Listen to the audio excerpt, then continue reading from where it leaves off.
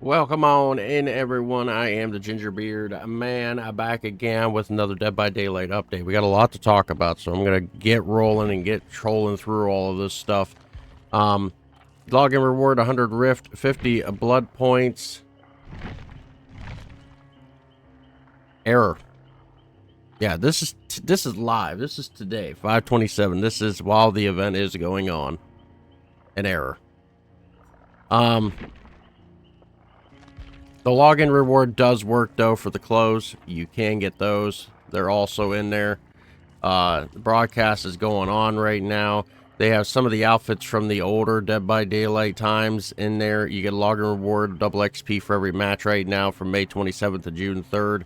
That's rolling right, and now the Cats and Dogs collection is being advertised as well for that. We're going to go into the store. The free gift does not work right now at all either, while this is going live on a show showcasing a person coming. See, we're gonna, there you go. Anyway, like I said, the Cats and Dogs pack right here with Ellen Ripley, Nicolas Cage, and the Unknown. They're all out right now if you'd like to get them. That's the only new ones in here right now for this week, if you'd like to get them. As soon as they fix the back-end problem, we can collect all the stuff.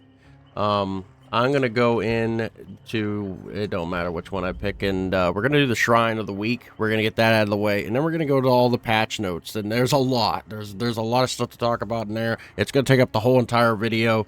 There is a lot going on, and I mean a lot. You got Hex Retribution and a Lightborn. Hex Retribution.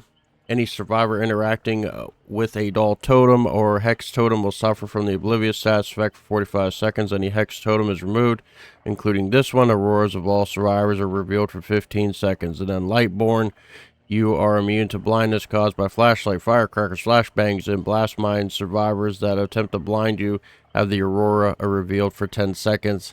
It's obvious old Hillbilly Jim here is the best one to go with. Friendly competition and boon illumination. Whenever you finish repairing a generator, at least one of the other survivors, this perk activates. You and the other survivors who were finished repairing the generator gain 5% increased repair progress speed for 75 seconds. And then boon here. Press and hold the ability button. Ring out 24 meters away. Survivors inside your boon totem range see the aurora of all chests and all generators in blue. If you have lit the boon totem, you cleanse or bless totems 10% faster. Obviously, friendly competition is probably the best one out of these two right here. Now, let's get into all the talking and everything that everybody has literally attacked. Like, there's no other way around this. First thing I'm going to show is the Twitch drops, May 27th to June 10th. You can get these badges and banners for your guy if you'd like to. The Smiling Clown badge and 200k blood points. You watch an hour of your favorite Twitch streamer. Clown Den banner for 3 hours and 6 hours is pinned to tail on the Maurice charm. Maurice is still missing, by the way. That is that one. Now, let's get into this. Patch notes 872 a bug fix. Now listen to this. The 2v8's about over and we got an update finally. Anyway, the abandon option changed the match outcome for the following scenarios to count as a loss for a survivor, and it was a draw. Survivor abandons the match while all remaining survivors are in the dying state. The 2v8 fixes. Fixed an issue where loud noise notification bubbles were displayed to killers when survivors affected by the silent rush bonus performed a rush action. Yes, so the killer's seen when you took off by a bubble. Literally. Fixed this whole time. Fixed an issue where survivors had no struggle animation, were interrupted by the Deathslinger's harpoon while another survivor is applying the vaccine or spray to them. Fixed an issue where the Oni did not lose charges from his own power when downing a survivor while Blood Fury state. Don't you think we should get compensation for this? Like, That's kind of crazy. That's just nuts. So he, like, never lost his charges. He just ran around aimlessly bamming people down left and right, killing everyone. And that's okay. That, to them, that's okay. Okay. Fixed an issue in a wretched shop where tires appeared to be floating. Sheltered woods, grass appeared to be floating. Oh my god.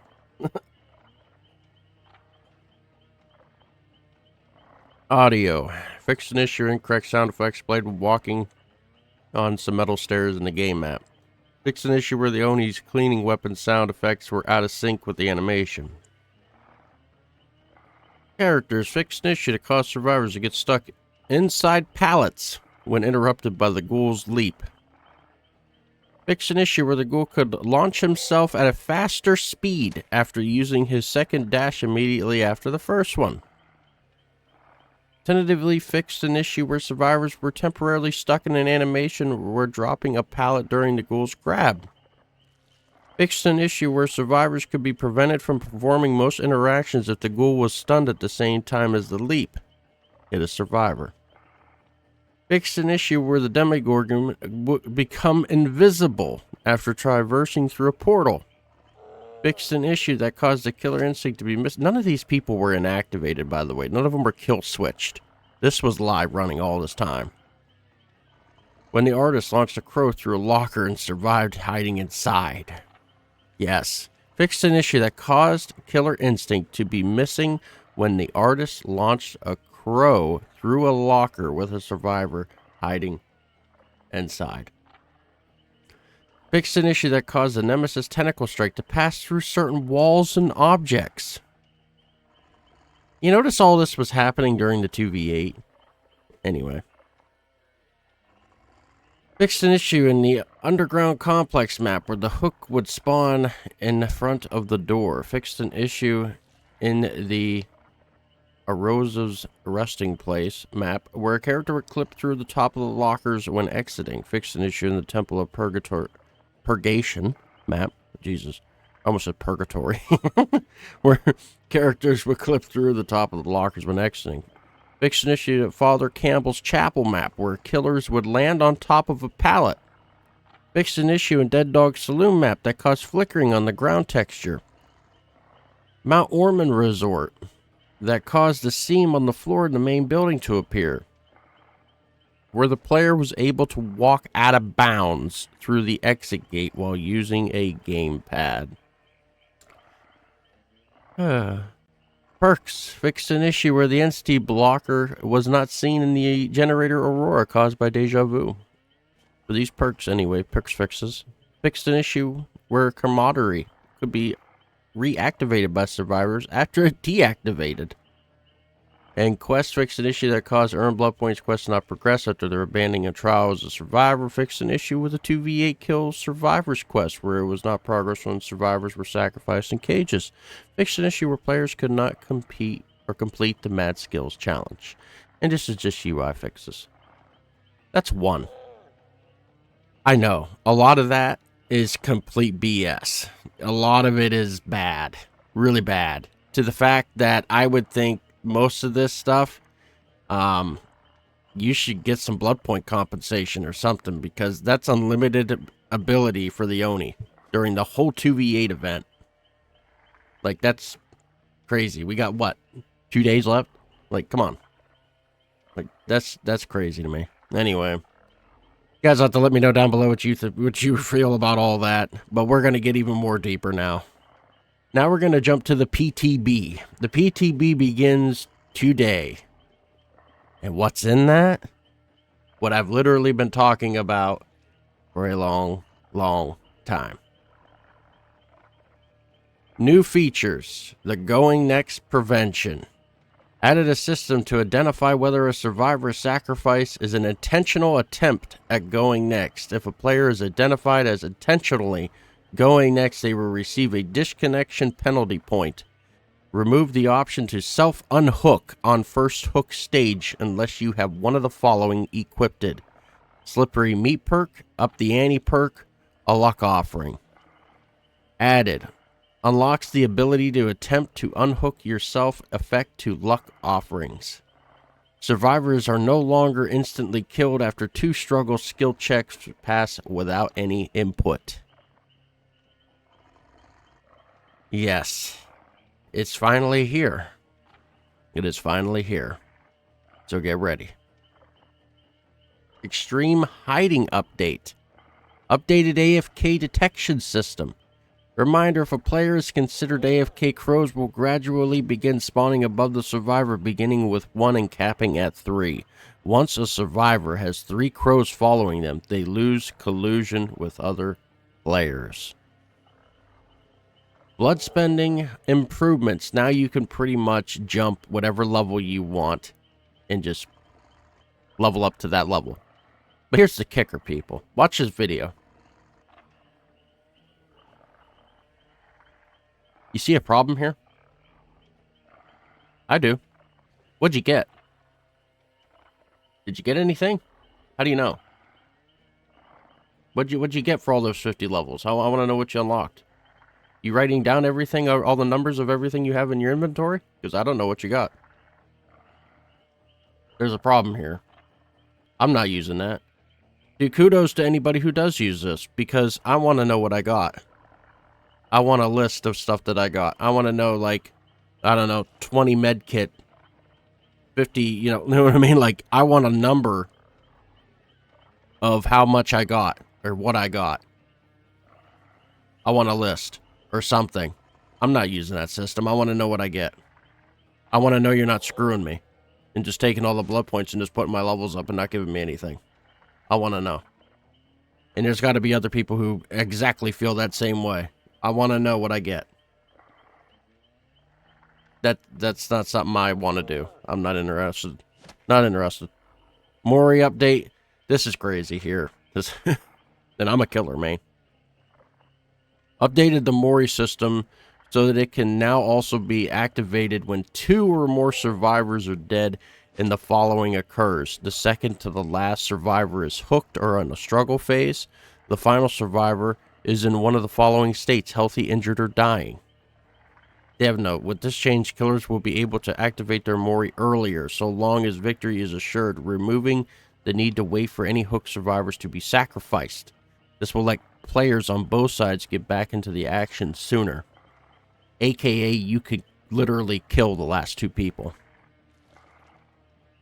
That's what that tells me. Map offering updates. Map offerings grant a flat percentage chance of being sent to the associated realm. This chance is no longer a guarantee. Map offerings no longer stack their effects. Map and gameplay affecting offerings are treated as secret during the loading screen reveal. Spawn rules updates. Adjusted the following spawn rules. Survivors spawn as close together as possible. Survivors spawn on the same floor. Killer will not spawn at the center of the small maps. Change the name of Shroud of Separation to Shroud of Vanishing, and change its effects to nullify offerings that change spawn locations.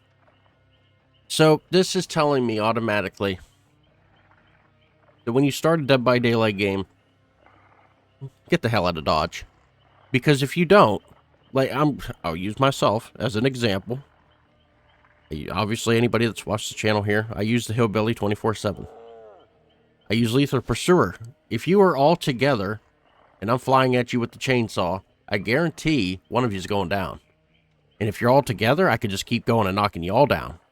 So imagine other killers like that who use that perk, and you're all together all the time, every match. You get the drift. Hurry up and leave each other. Gamma adjustment setting. Added a video category to the graphics setting menu. Added the brightness setting to the video category to adjust the gamma. So pretty much you could be really dark or you could be really bright. That's about it. Obviously everyone's going to be really bright. You want to see someone run across the map at you. That's just how it is today. Custom match improvements. Increased spectator slots to custom game by 5. Added hotkey inputs to custom game spectating to quickly switch to view a specific character and circle through the characters. Added controller support for the above improvements. The killers. Oh boy. The artist adjusted several add-ons. Yeah, there's nothing there, is there? Well, they adjusted several add-ons. That's all you need to know. We'll wait for a better explanation at a later date. The Lynch. All of the Lynch's spells are available at the start of the trial. Reduce cooldowns of all spells. Dispelling spheres, projectiles, moves quickly when first cast and slows down over time. Increase the killer's instinct duration when survivors exit Dispelling Spear. Increase the attack cooldown period after fly ends. Increase the duration and movement speed of fly. Adjusted mage hand hold time to make it consistent for both killers and survivors, resolving a known bug. You mean you band-aided it? Anyway. Increase the effect of magic items when casting the associated spells, adjusted several add-ons. This is a huge buff. Huge buff. Very huge. And then they're going to be updating all these killer perks. Call of the Brine, Dark Devotion, Hex Retribution, Machine Learning, Superior Anatomy, Terminus, Thrilling Tremors, and Whack. We've adjusted the values on the above perks based boosted lower pick of all kill rates to introduce smaller buffs to increase their availability. Stay tuned for patch notes for details on the value changes. So all of these are going to be changed. And then these ones, for the survivors, Botany Knowledge, Champion of Light, Counter Force, Desperate Measures, Empathy Connection, Exhaustion, and Light-Footed. I see Champion here getting nerfed to hell. There's been a lot of people using it as of late, and it's probably something's going to happen to it. I think some of these are going to get buffed. I think a lot of these on both sides are going to go up and down based on the future. What's to come for the anti-everything killer coming. Anti-slugging, anti-anything, yeah, you know which ones I'm talking about. I could literally pop it up here in a second here. Let me, there, those ones. Anti-slugging, anti-tunneling, anti-camping, yeah, all those ones that are coming up. Pretty much this is, gonna work on all that for that reasoning, I believe. So we're going to see what all happens later on. So you have to let me know down below what you think about all of this stuff. This is a lot to soak in. I know a lot of people are watching the live right now that's going on to DVD, but this is crazy. There's a lot of big changes in this that are coming in this PTB that is just going to be crazy. It's going to change a little bit of the game now. I 100% believe that it's going to affect a lot of players. It's just... It's going to be an interesting ride to see what all happens here. So, that is it. That is all I got for you guys today. If you're not subscribed, please subscribe. I greatly appreciate it. Hit the bell so you know whenever videos come out here on the channel. And like I said, please let me know down below. I want to know everyone's thoughts on all of this stuff that's changing in Dead by Daylight. It's going to be interesting. Very interesting. I definitely cannot wait here.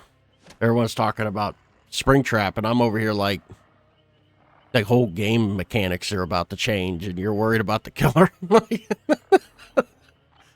I'm in another land. I'm not even thinking about Friday Nights at Freddy right now. But, yeah. You guys all have a good rest of your day. I'm usually live playing Dead by Daylight on stream on Monday, Wednesday, and Friday at 7 a.m. Eastern. So about 11 a.m. Eastern. Sometimes I'll pop it up in between on a Tuesday or Thursday, but I will see you guys all then. You all have a good rest of your day, and I am out of here.